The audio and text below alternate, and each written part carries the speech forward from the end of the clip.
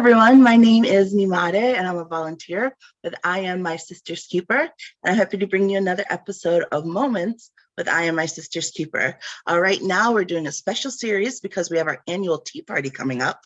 And today, I have a special guest because I have our keynote speaker, Jess Gibson Brokenbaugh. Hi, Jess. How are you today? Hi, how are you? Thank you for having me. Absolutely. Thank you so much for joining us. I'm excited that you're the keynote speaker. Do you want to start off by just telling everybody a little bit about yourself? Of course.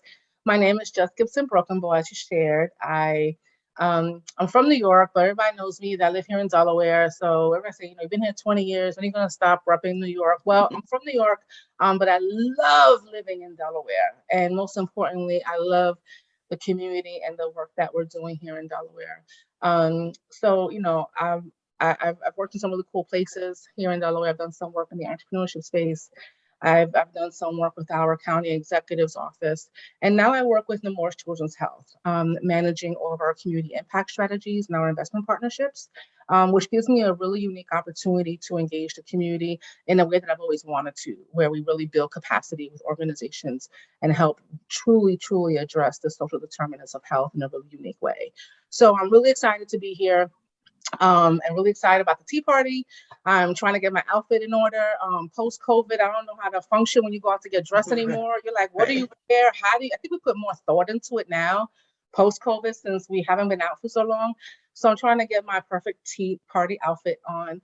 And I'm just really excited to be here and humbled that I was asked to be the keynote speaker to share. So I'm just super excited to be here. No, that's amazing. And now you mentioned that your organization works with the I Am My Sister's Keeper with other organizations to help build capacity. And with I Am My Sister's Keeper, you're doing things with their Mind, Body, Soul initiative, right? Yep, yes, we are.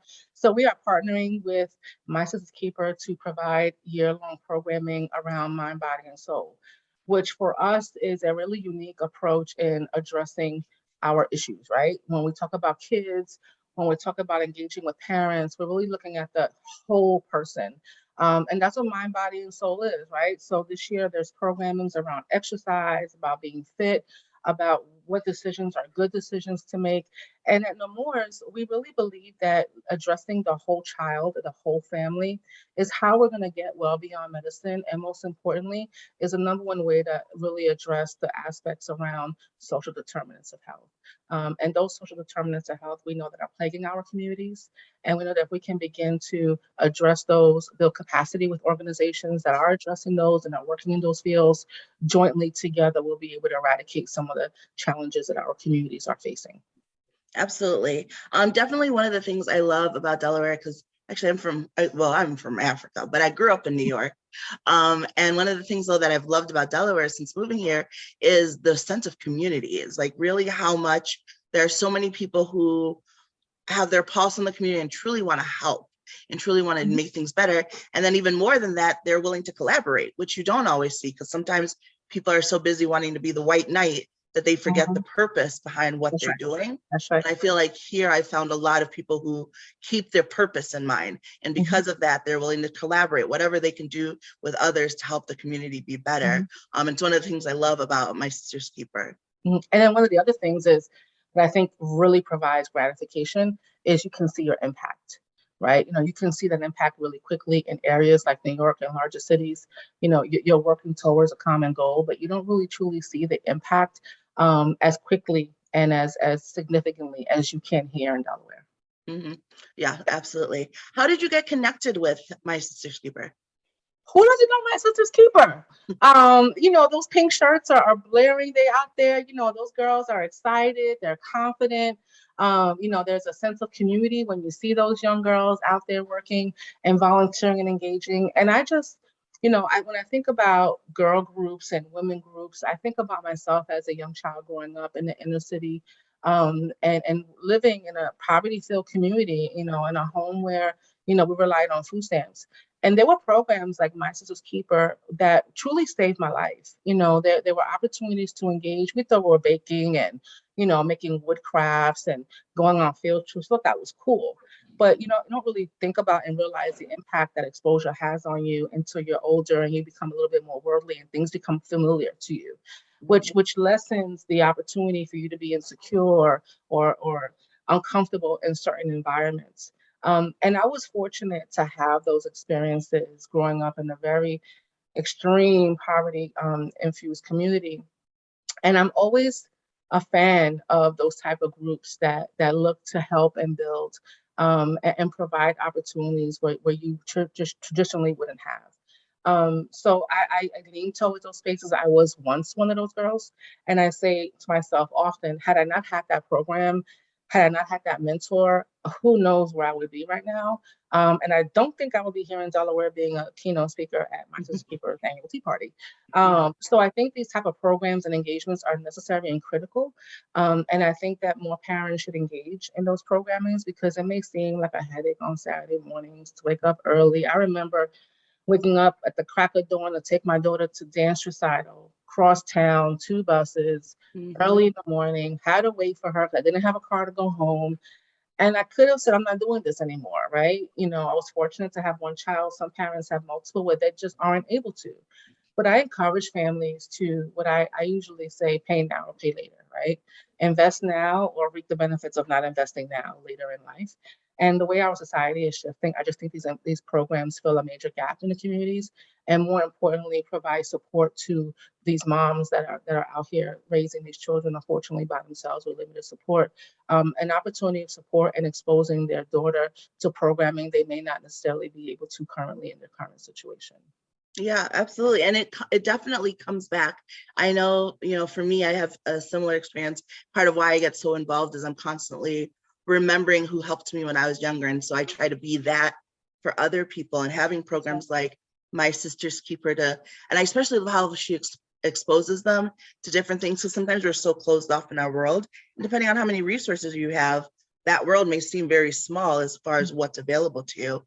But then when you're able to see more, and you can then see yourself in those places, I think it makes a huge difference. And I think it's critical. It makes a huge difference. Absolutely. And definitely those sacrifices, that you mentioned, they pay off. I love those programs. I went to some of those when I was younger too, like that really introduced me to stuff that I probably never would have done, especially like the way they take them out of the city as well into doing things, like now when I talk about like hay rides and corn mazes, people would be like, what? But even now, Miss Charlotte with these younger girls takes them to the Poconos. And that stuff, it makes a difference. I remember being part of one of these programs. We went camping. I can tell you, went to Deerfield Park. We went tobogganing. I wore pink snow pants. Like, I remember to the T. It was so impressionable on me. It was something that I had never done. And I don't think I ever would have done it. And there was not one person that looked like me. So I felt like this wasn't something that I do. I'm just doing it today. But through that engagement, I've recognized that these are things that I do because I'm doing them, and it's okay. Yes. And that's what I love too. And because of where I grew up, I was always like the one or two black face in a sea of white crowds, which I don't take back because it allowed me to have a lot of opportunities. But I love seeing, minority girls, black, brown, all, races, but seeing them especially do things that aren't normal, because they are normal. Like when people say things like, oh, black people don't camp or black people don't swim, it's like, yes, we do. We're just often not given the opportunity to. So I love that the organization goes out of its way to bring that back in the girls so they can grow up feeling like, hey, this is something I can do, not something that's a one-off or that's out of, I'm out of place doing it. Or somebody made me do this, and I'm never going to do this again. Right, absolutely. Well, I love that you've been involved with them. I'm excited about you being a keynote speaker. I don't want you to give away all of your secrets, but can you tell us a little bit about what you'll be speaking about? Let's see. So I've really been thinking about this, and when you speak at events, sometimes you just kind of speak. This event requires a little bit of me talking about my heart, right, and helping people understand. So I think what I'm going to share is, I think I'm going to write a letter to my younger self, and have a conversation with my younger self that I think will be profound for the young girls who are participating. And I think it would also be impactful for the women that are participating with the young girls. Yeah, I think that's great. I love that idea of writing a letter and reading it back, because anytime you can interact with your younger self, it's good, because there's so much that you realize, obviously through growth, that you didn't realize when you were younger. And so that's nice. I think the girls will enjoy that. I look forward to hearing it. I hope those of you that watch this, I look forward to hearing this as well, or hearing her speech as well as the other speakers. It's going to be on October 1st at 11 a.m. at the Hercules Building in Wilmington. So if you haven't purchased your tickets yet, I'm going to include the information in the description. Please go ahead and purchase them. And thank you so much for your time, Jess, and for letting us get to know you a little bit. My pleasure. Looking forward to seeing you at the tea party. Absolutely. Thank you. Yep. See you.